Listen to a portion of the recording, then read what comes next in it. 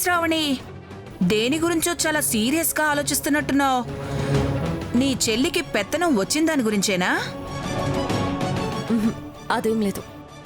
లేకపోవడం ఏంటి? ఆలోచించి ఆలోచించి మనసు బాగా పాడైపోయిందని మొహం చూస్తేనే అర్థమవుతోంది. అయినా ఆలోచించకుండా ఎలా ఉంటావులే? నీ మొగుడు నీ కళ్ళెదురుగా చెయ్యెత్తి మరీ తాళాల గుత్తి నీ చెల్లి చేతిలో పెట్టి పెత్తనం అప్పగిస్తుంటే చూసి మనసు పాడైపోదా ఏంటి? ఏం లేదని చెప్పాను కదా. అయినా ఈ విషయాలన్నీ ఎందుకు నాతో మాట్లాడుతున్నారు? మీ పని మీరు చూసుకోండి, వెళ్ళండి. వెళ్తానులేమ్మా. బెళ్ళక ఇక్కడే ఉండిపోతానా ఏంటి?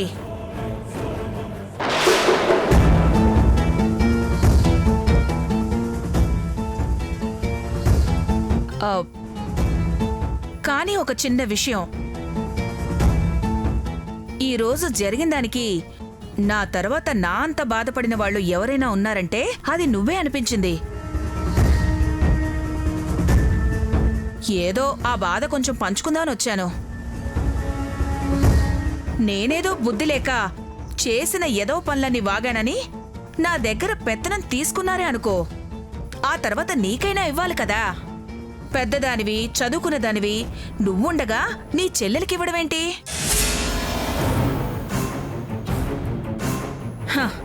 ఇవన్నీ నువ్వు పెద్ద లెక్క చేయకపోవచ్చు, కానీ ఇంట్లో ఒక మనిషికివ్వాల్సిన విలువ, గౌరవం అనేవి ఉంటాయి కదా.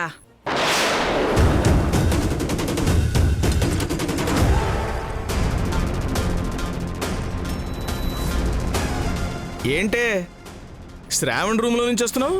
ఏం మాట్లాడొస్తున్నావు ఏంటి? ఏదో మాట్లాడొస్తున్నానులే శోభన్ రాజు. ఏం మాట్లాడుంటావులే? నా పెత్తనం పోతే పోయింది, తర్వాత నీకైనా రావాలి కదా. నీ చెల్లెలకి ఇచ్చారేంటి? నీకంటే ఎందులో గొప్ప అని చెప్పుంటావు, అంతేనా?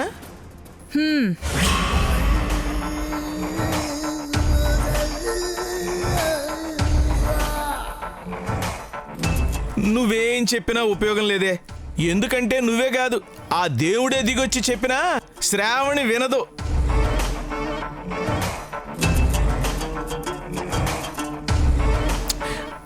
అయినా నీకు అసలు విషయం అర్థం కావట్లేదే. నేను లాయర్ని, తెలివైన దాన్ని, అందరికన్నా నేనే గొప్ప అని తను అనుకుంటుంది, కానీ ఇప్పుడు లోకం అనుకోవాలి కదా.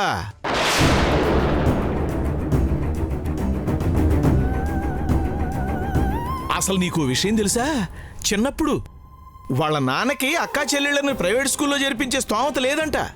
ధరణి అక్క కోసం త్యాగం చేసి గవర్నమెంట్ స్కూల్కి వెళ్ళిందంట. కాబట్టే శ్రావణి ప్రైవేట్ స్కూల్లో చదువుకొని లాయర్ అయిందంట.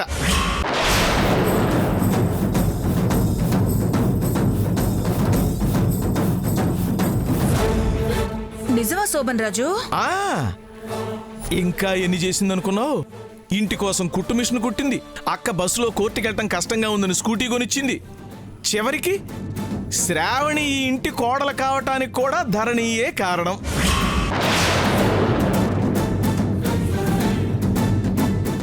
ఎవరో పెళ్లి చెడగొట్టాలని చూసినప్పుడు మారువేషంలో వచ్చి మరీ పెళ్లి జరిపించిందంట కదా. అబ్బో, ఇలా చెప్పుకుంటూ పోతే అక్క కోసం, కుటుంబం కోసం చాలా త్యాగాలు చేసిందంటలే.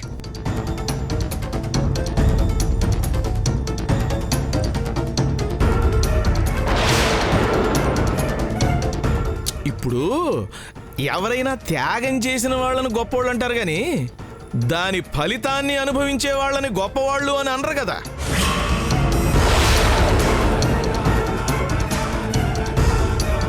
అందుకే శ్రావణి కన్నా ధరణియే గొప్ప.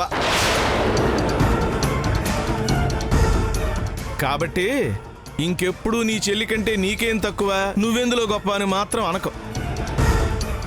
పెద్దదై పుట్టింది కదా శోభన్ రాజు, అది సరిపోదు. పైగా ఇంటికి పెద్ద కోడలు.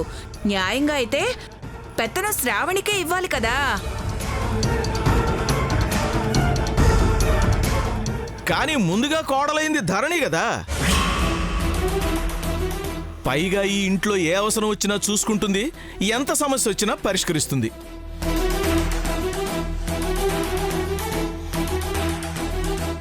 అవును, మీ అన్నని ఎవరో చంపాలని చూస్తే ప్రాణాలు అడ్డేసి మరీ కాపాడిందంట కదా.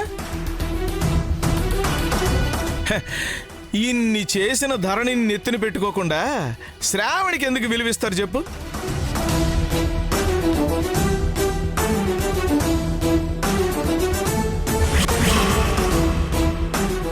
నువ్వెంత చెప్పినా శ్రావణి ఎంత ప్రయత్నించినా ఈ ఇంటి పెత్తనం మాత్రం దక్కదు.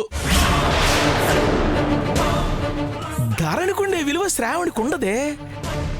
అర్థమైందా?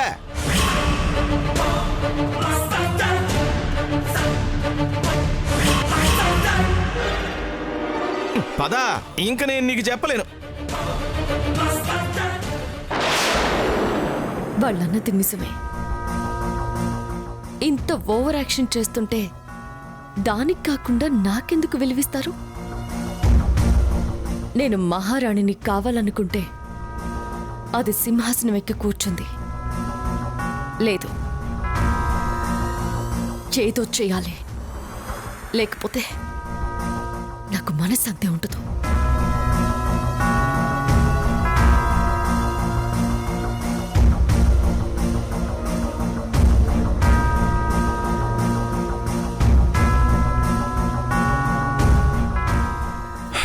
అమ్మయ్యా, చాలా రోజుల తర్వాత ఈరోజు ప్రశాంతంగా హాయిగా ఉంది బంగారం.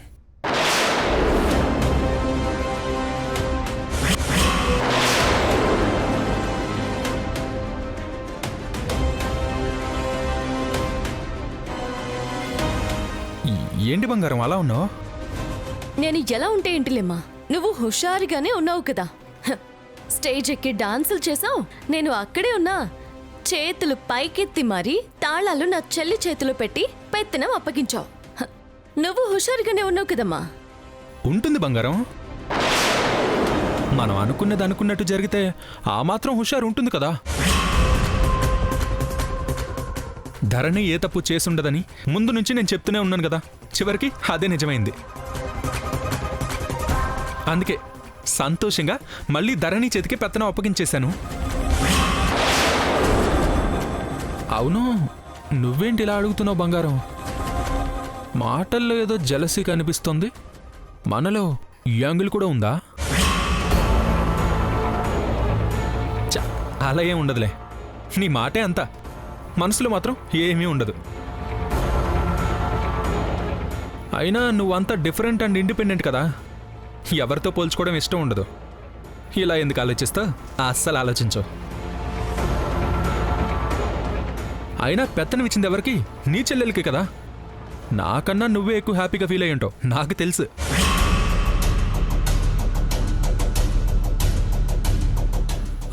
సరే కానీ ఆర్ఫనేజ్కి డబ్బులు ఇవ్వాలి. నేను వెళ్దామంటే నాకు రేపు బోర్డు మీటింగ్ ఉంది. ధరణిని అడిగి 10 లక్షలు తీసుకుని వాళ్ళకిచ్చే.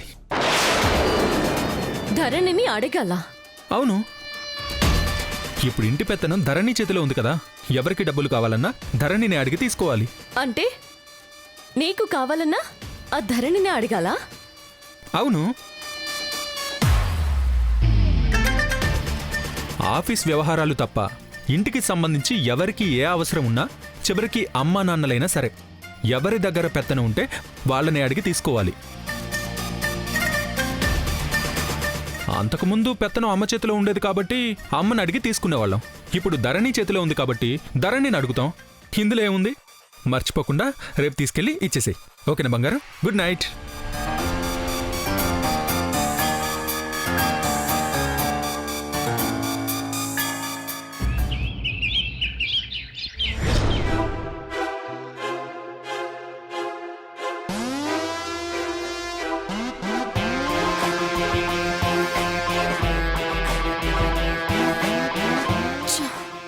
నా జీవితంలో ఇలాంటి రోజు ఒకటి వస్తుందని కళలో కూడా ఊహించలేదు. నేను ఈ కుట్టు మిషన్ని డబ్బులు అడిగి తీసుకోవడం ఏంటి? నాకు దీన్ని అడిగి తీసుకోవడం ఇష్టం లేదు అని చెప్తే తప్పేంటి? పెత్తనం దాని చేతిలోనే ఉందిగా, అడిగి తీసుకోక తప్పదు. ఏం చేస్తాం, కర్మ. తీసుకోవడమే బెటర్.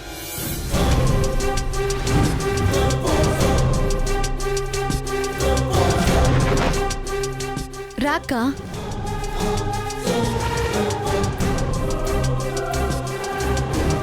ఏంటక్క, ఏమైనా కావాలా?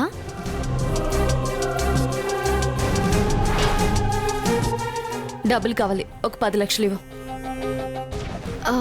10 లక్షలా? ఎందుకక్క? ఏంటో కారణం చెప్తే గానీ ఇవ్వవా? ఆ, అయ్యో, ఏం చెప్పక్కర్లేదక్క. ఊరికే మాట వరుసకు అడిగాను. ఇప్పుడే ఇస్తానక్క, ఒక నిమిషం.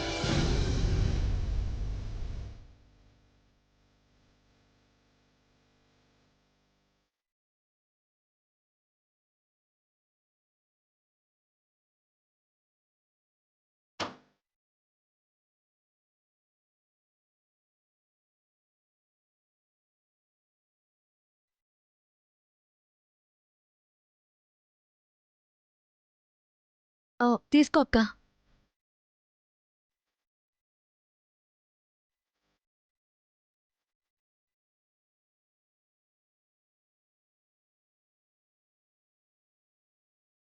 ఎవరు టైలర్? అక్క డబ్బుల కోసం వచ్చింది సారు. డబ్బులా? ఎందుకు? ఏమో తెలియదు సారు. 10 లక్షలు కావాలని అడిగింది, ఇచ్చి పంపించాను. ఎందుకని నువ్వు అడగలేదా? అడిగాను సారు, కానీ ఎందుకో చెప్తే గానీ ఇవ్వవానంది. మళ్ళీ అడిగితే ఎక్కడ ఫీల్ అవుతుందోనని అడగలేదు. ఇందులో ఫీల్ అవడానికి ఏముంది?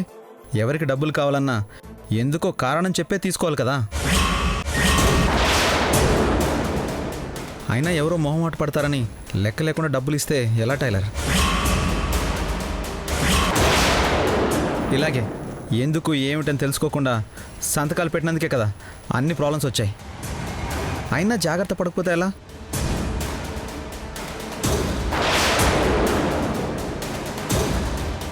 ఈ విషయంలో అమ్మ చాలా జాగ్రత్తగా ఉండేది టైలర్. వదినే కాదు, చివరికి అమ్మ నాన్నలే వచ్చి డబ్బులు అడిగినా సరే ఎందుకని నువ్వు అడగాల్సిందే, వాళ్ళు కారణం చెప్పాల్సిందే.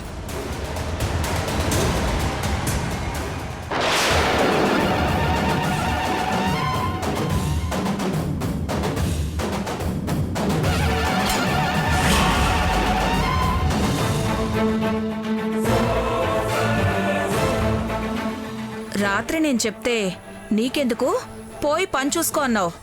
ఇప్పుడు అర్థమైంది కదా. ఇక నుంచి నీకు ₹1 కావాలన్నా నీ చెల్లెలి ముందు చేయి చాచాల్సిందే. ఇది ఇప్పుడు ఈ ఇంట్లో నీకున్న స్థానం. నా సంగతంటే వదిలే, పెత్తనం చేయి జారిపోయినా ముందు నుంచి అన్నయ్య వదిలిన దగ్గర చేయి చాచడం అలవాటైపోయింది. ఇప్పుడు అదే పని ధరణి దగ్గర కూడా చేస్తాను. పెద్ద నామోషి ఏముండదు. కానీ నీ పరిస్థితి అలా కాదు కదా. ఈ ఇంటికి పెద్ద కోడలివి, పైగా ధరణికి అక్కవి, అన్నిటికీ మించి ఆత్మాభిమానం ఎక్కువ ఉన్నదానివి. నువ్వు వెళ్ళి చేయి చాచడం అంటేనే పాపం ఏదోలా ఉంటుంది కదా. చూస్తుంటే జాలేస్తోంది శ్రావణి. అయినా ఏం చేస్తాం, తప్పదు కదా. మెల్లమెల్లగా అదే అలవాటవుతుంది.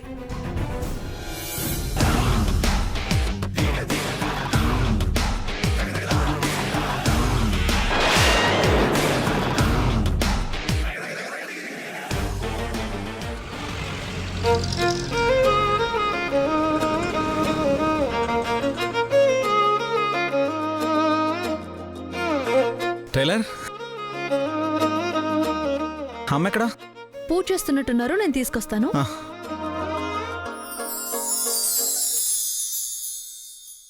జననీ శివకామిని జయ శుభకారిణి విజయరూపిణి. జననీ శివకామిని అమ్మవు నీవే అఖిల జగాలకు అమ్మలగన్నా. అమ్మవు నీవే, నీ చరణములే నమ్మితినమ్మా, శరణము కోరితినమ్మా.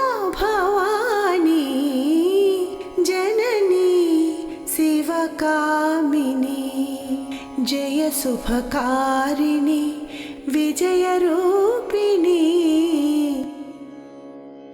జనని శివకామిని విజయ రూపిణి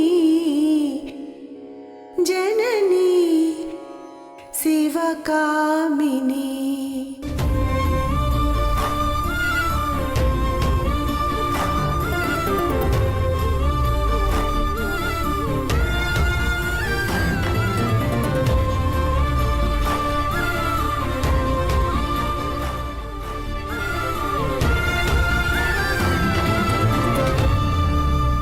అత్తయ్య గారు భోజనానికి రండి.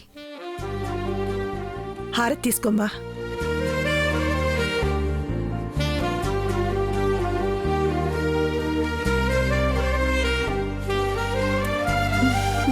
పదమ్మా.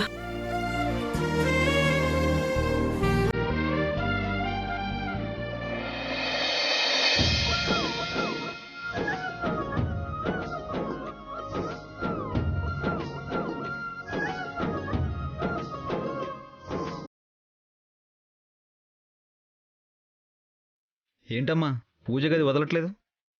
కోడలికి పెత్తనం ఇచ్చావు కదా అని ఇంకక్కడే సెటిల్ అయిపోదాం అనుకుంటున్నావా?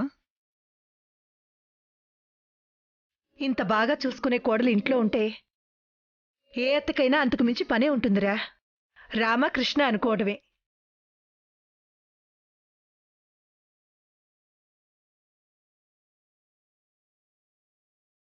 విక్రమ్, శ్రావణి ఏది?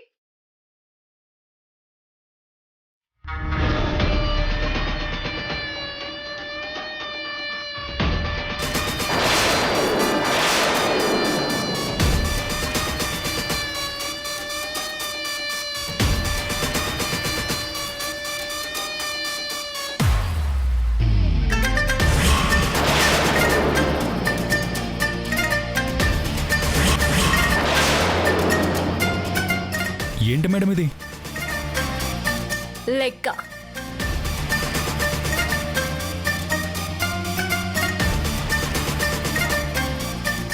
ఇంటి పెత్తనం ఉన్న వాళ్ళకి తీసుకున్న ప్రతి పైసా లెక్క చెప్పాలి కదా.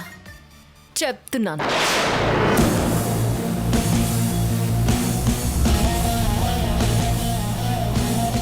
అలా చూస్తావేంటి? పొద్దున డబ్బులు అడిగితే ఎందుకు అని అడిగావు కదా. మీ బావగారు అనాథ శరణాలయానికి డబ్బులు ఇవ్వమని చెప్తే తీసుకువెళ్ళి ఇచ్చాను. అదిగో రిసిప్ట్, చూసుకో.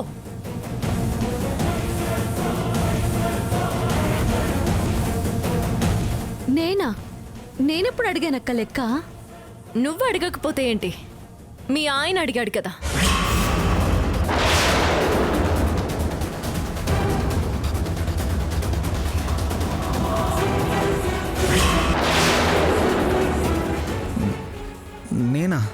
నేనేమన్నాను వదినా?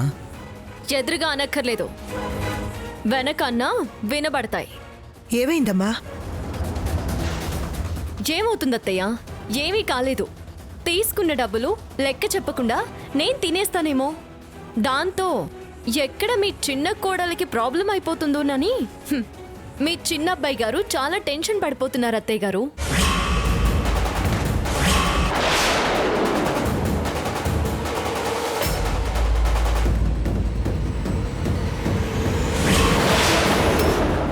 ఎందుకక్క అలా అంటావు?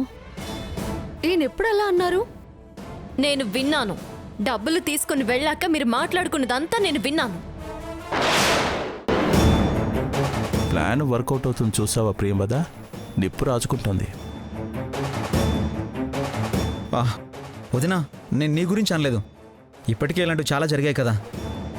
డబ్బు విషయంలో చాలా జాగ్రత్తగా ఉండమని చాలా క్యాజువల్గా చెప్పాను అంతే. ఎలా చెప్పావో మీ ఉద్దేశాలేమిటో తెలుసుకోలేనంత అమాయకురాలనేమీ కాదు.